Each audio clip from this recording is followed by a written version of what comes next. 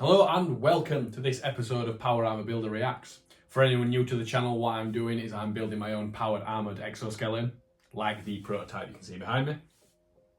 And I'm doing this little series as a bit of fun reacting to power armour designs and giving my take on them from the things I've learned building my own.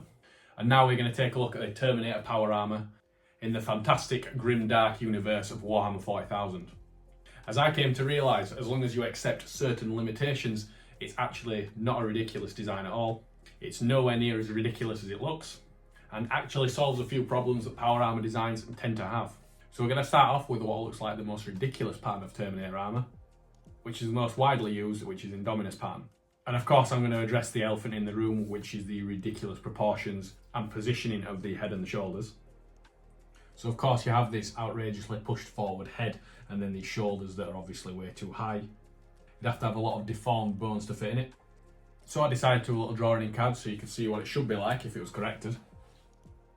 So with the images alongside, you can see the shoulders have been brought in a little bit so they're not quite as wide, while also brought down to an appropriate height compared to the head. And then while this is optional, I've just rounded off the top of the hooded torso plate. I've also straightened and narrowed the legs up a little bit, just to give it somewhat more human proportions. So now that's adjusted, one of the most outrageous parts of the design is the helmet and the torso plate that is also a helmet hood. However, they actually make more sense than you think. So one problem I've had with designing my own suit of armour is how you can cover the neck and how you can cover the back of the neck. Having any type of gorget or collar is problematic because once it's up and in front of your face, you can't really see down in front of you towards the floor. Also, because whatever helmet you're going to be wearing is going to stand out, say 1 or 2 inches from your face, it means any sort of gorget or collar has to be very far in front of your face to get that coverage. And then the back of the neck is problematic because you need to be able to look up when you're wearing the helmet, which means you need to have a shorter helmet at the back, which again limits your coverage massively at the back. You can try cover it with a backpack, but either way there's going to be gaps. And then another issue is if you want a heavily armoured helmet, you've got the issue of weight and you need to find a way for the suit to actually carry that weight, which while there are plenty of ways to do that, the issue you can soon have is whatever mechanical support fitting you're going to have for the helmet is probably going to be at the back of your neck, and it's going to be mechanical, and then if it breaks you've got something broken and probably sharp right at the back of your neck. So what I've realised is having this design where the torso comes up like a hood over the top of the helmet provides all of the armour coverage at the back of the head, all that coverage around the neck, and then when you pair it with the Indominus pattern helmet, with its long snout where it looks down slightly, it actually covers the front of the neck over the chest plate because it hangs so far forward. Obviously this helmet would be a tremendous weight, so that doesn't need to be supported. But what I did think you could do is you could actually use maglev, so opposing magnets, on both the front of the helmet and around the back of the helmet and on the sides of the helmet where it fits into that tombstone torso, and use the magnets to actually levitate the helmet inside that fitting. That idea wouldn't normally work on suits of power armour without that hooded torso, but with that surround, that could potentially work. As for the helmet itself, it looks incredibly impractical, but due to the impracticalities of Terminator armour in general, the helmet basically wouldn't matter. But due to that helmet being so large, you would have so much room for essentially a powered respirator that could constantly feed air in, possibly even at over 1 bar of pressure, so if you did end up in contaminated environments, after say a nuclear blast, you could actually have clean air pumped in at a rate, air will leak out and not leak in, similar how to a lot of main battle tanks do it. The eye optics obviously look tiny, but it's kind of irrelevant because you've got plenty of room for other types of sensors that can be then fed into the user. All of this while being able to have a tremendous amount of armour on that helmet as well. Then moving on to the shoulders, you've got these massive pauldrons that not only have massive amounts of protection, but could also house plenty of electronics underneath them. And again, while in other suits you want to maximise mobility, that's not really the goal of Terminator armour, it's basically to be a complete walking tank. So any lack of mobility caused by those pauldrons, or as mentioned in the last video, the chest plate, which naturally is pretty wide and would stop you from bringing your arms over the front of you like that, not having that mobility in Terminator armour isn't that big of a deal. Which then brings you on to the suit actuators. If my 40k lore is correct, I believe they still do have a powered undersuit. They do also have big actuators on the joints of the knees and the shoulders, as well as the elbows and most likely the hips, even if you can't see them too well. If you were to make one of these suits in real life, one of the pluses of the Terminator armour is the armour is so thick that while yes, of course, it's all got to be powered, it would allow you to put thicker, deeper actuators onto the joints without them protruding too much from the actual armour plate itself. This is the opposite of what I'm trying to do with my design. I'm trying to have the actuators as thin as possible, particularly on the elbows, to increase mobility in general, especially going through doorways and in tight spaces. But when Terminator armour is so big as it is, that doesn't matter either. And of course you would need a power source to get all this thing moving, which in the 40k law is a mini nuclear fusion reactor in the back of the suit, which of course there would be plenty of room for. But if you're going to try and make a Terminator suit today and you're going to use batteries, you do have that massive torso and back piece to stack a fair sized battery pack in there to power the suit for a decent amount of time.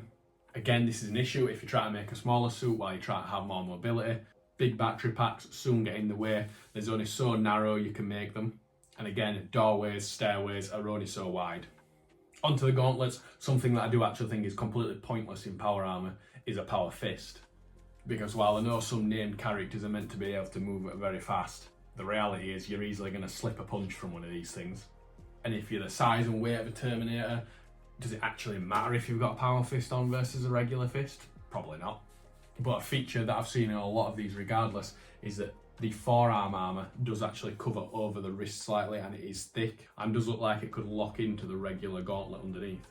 The reason why I think this is a good idea is simply because if you fell over in the Terminator armour, you won't want to land on your hands. Even if you are that genetically modified super soldier, you don't want to have your hands out like that because they're just going to get crushed.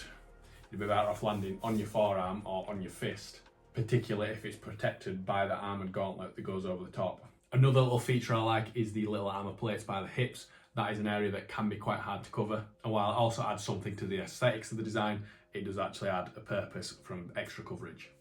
Now you might be thinking how I've mentioned going through doorways and up and down steps like I did in my previous video. So we'll get into the caveat of Terminator design, and that's that you'd basically have to just forget any type of room clearing whatsoever and treat it more like a Humvee with a technical, maybe a 50 cal or a grenade launcher.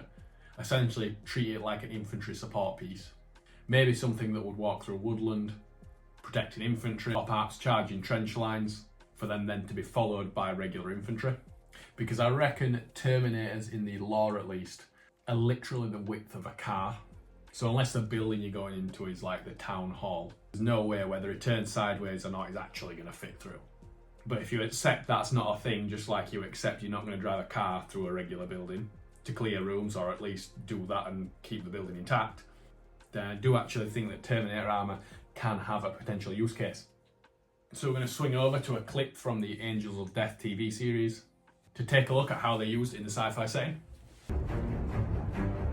Movement!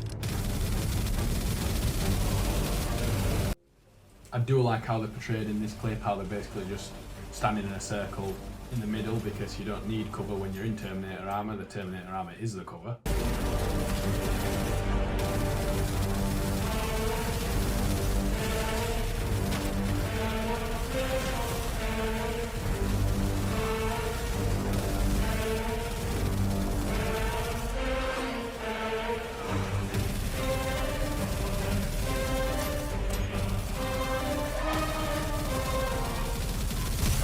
Back to the gunship. Negative. You must follow this circuit to safety. Xenos, target high! Get to the Thunderhawk and take off! I will not leave you, brother. You must get word to the sword. I will give you what time I can. Now go! When it comes to the weapons though, I know the idea of twin-barreled storm bolters is so they can easily maneuver around space hulks because they can carry the gun in one hand.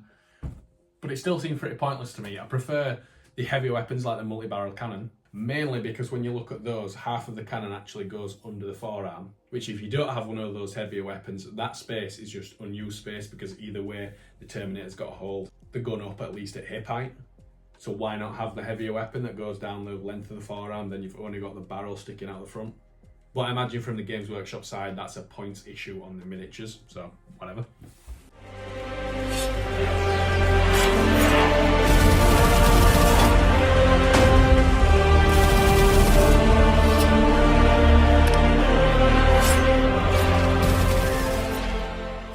And this is the reason why I wanted to use this clip. When it comes to melee weapons and you're wearing Terminator armour, I don't see the point in any sort of power fist, because you're a blunt enough object in power armour as it is. I don't see the point in a chainsword, because the idea of any sort of chainsaw in general is that the chain does the work and you don't need to put weight on it. But one, you're a Terminator, so you're probably going to end up putting weight on it, and two, you're a Terminator, so you've got weight behind you, so you don't need the chain at all. So what I think you would be better off using as a melee weapon is a form of one-handed sword. I think like an arming sword, but I'm not really a sword guy, so if you know any better versions, please feel free to comment down below. The reason I think this is you obviously aren't going to have that much finesse and perfect mobility, but you should still have decent mobility in your wrist and in your fingers. So if you had a nice, fairly well balanced one-handed sword, you should be able to articulate it in your hand pretty well. You shouldn't have to do really big swings, but if you touch anything with it, you're just going to go straight through it, because again, you are wearing Terminator armour. And the reason I've said arming swords from the pictures that I can see, another option perhaps being a Viking sword, is you'd ideally want quite a big pummel and quite a big crossguard. Not to actually guard from anything, or even really balance the weapon, but if you're wearing one of these gauntlets that's at the bare minimum going to have semi-rigid fingers and palms, you'd want to have that big pummel and big crossguard to make sure that it doesn't slip too much in your hand, especially as you try to rotate it around a bit in your wrist and with your fingers. And I do think that clip shows it excellently as he swings it around in his hand with extreme finesse. Now, I may be able to hear you fellow 40k nerds from the future through the warp itself saying to me, what about other patterns of Terminator armour? Aren't they better because they look less ridiculous? Well, I actually don't think so, and here is my theory on at least a few of them. So another pattern of Terminator armour, which frankly looks great, is the Grey Knight Aegis armour. But I don't think it's as good a design, because on number one, you've got the helmet, which doesn't have that same snout on it, and it has more of that slanted knightly look, particularly on the sides and where it comes to a point. Downside of that is you've less internal room for any type of powered respirator or different optics. But then my main gripe is actually, it kind of turns into a shot trap.